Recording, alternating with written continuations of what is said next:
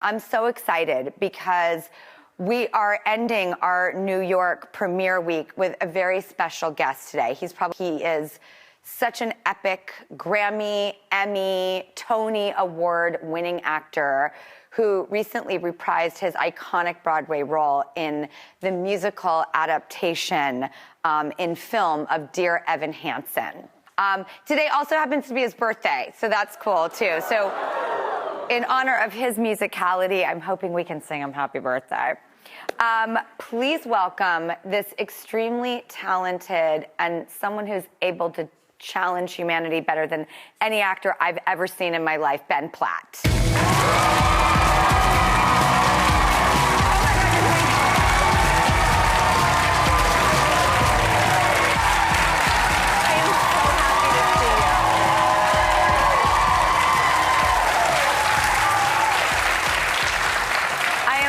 So happy to see you. I'm happy to see you too. How are you? Funny enough, I started stalking you early, and a lot of it was motivated by the Dear Evan Hansen because I got to see you in the show.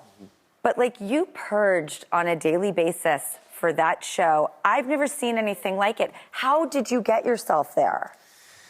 It's a question that I'm still figuring out how to answer many years later. I mean, I think it was different every day because theater is such a live, organic, changing thing. I feel like the main reason why it was doable to kind of muster that every day was because I saw firsthand every day how it was affecting people and how moved people were, especially young people, by the story, and how more than any piece of art that I've ever had the privilege of being involved in, it really changed people's paths. Like, they would walk in and then walk out different in some way, and it would start conversations, intergenerational conversations, especially between parents and kids, and all of that just felt so much bigger than my own physical exhaustion or whatever, emotional exhaustion. And so if there was ever a day where I got to the theater and I was like, how am I gonna climb this mountain today, or how am I gonna make this happen today, I would read some of the beautiful letters that fans send. I would look online and see, you know, people who were coming for the first time who had been waiting months to be there, just reminding myself that this has such a greater power than me. When you spread the message of this film, it's so unifying, and now that it is a film, you don't have to miss it if you can't get to Broadway. And I love that, and I was just so relieved that this story would continue to have the life that it has. Me too. Something that has had a little bit of a life of its own with that I've been a part of, and there's a budding journalist in high school that gets to interview the cast of your film. Oh, yes. At the press junket. Yes, I loved meeting her. Okay, great. Yeah. Well, let's take a look at this. Hi, everyone. Hi, Drew. Hi, Ben. It's me, Josie Geller, and thanks for trusting me with this very important job of talking to the cast of Dear Evan Hansen. I'm so excited. I'm a little nervous, but mostly excited. And I've always wanted to be a journalist, and this is a really great resume builder. Wow, I can't believe I'm here with cameras and everything. Wish me luck. I'm here with the cast of Dear Evan Hansen. Thank you guys for letting me ask you some questions. You were singing live on film, right? Yeah, we did. Mm-hmm. We did. We got to sing in person in dining rooms and bedrooms and living rooms and school hallways and to each other in each other's faces.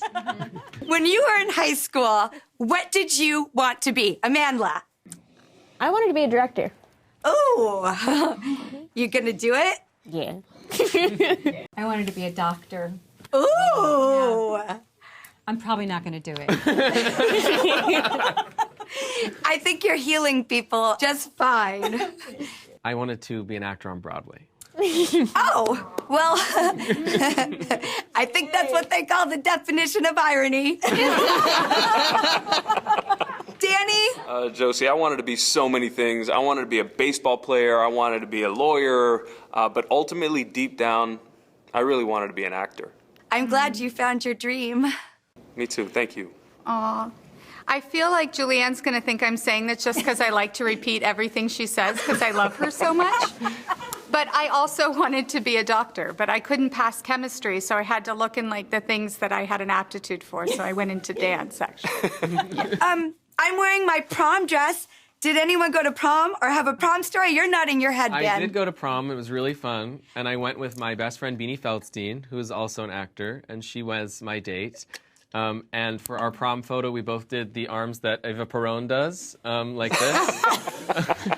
Amanda. It was probably my gayest moment in all of high school. I went in a suit. I took my best friend, who was a girl, and I felt very comfortable and proud. I went to prom. I actually went to 4 proms because I always had an older boyfriend, but it was diminishing returns. So by the time I got to be a senior, I didn't have a boyfriend, so I had to go with my best friend's brother, Kenny. And I had to ask him. I was like, come on, Kenny. How about you, Amy? My boyfriend's mother sewed my dress, and I remember it was like teal green crushed velvet with I loved it so much. I felt like such a grown-up. Oh, it sounds like something in my closet. Danny, did you go to prom? I did. I did go to prom, and I married my prom date. Well, that's quite a prom story. Congratulations. Wow. I believe in the movie world they call that a true payoff. I really love this story because I think we're just fighting really hard to be ourselves. And I was just wondering, as a last question, for anybody out there who feels lost trying to get to their true self and maybe they make a big mess of it along the way, what is one thing you would say to just be okay with being you? What I love in the movie about Julianne and Ben's relationship is Julianne's character has so much unconditional love for her son. And I would say to myself that you are deserving of love just by being a person who is here on this planet. I like that. I love that. Maybe I would say that uncertainty can be part of who you are, that you don't have to make a hard decision or a hard choice. You don't have to have all the answers about who you are, and there's no finish line of like, I am who I am and I've reached that point. I think any kind of struggle or direction or journey towards that, as long as that's your intent and that's what you're moving towards and that's your kind of North Star, then I think that is being authentically yourself, even if what that looks like continues to change all the time. Thank you so much for letting me come to your press junket. This is Josie Geller reporting from South Glen South Videography Club for Dear Evan Hansen. Thank you.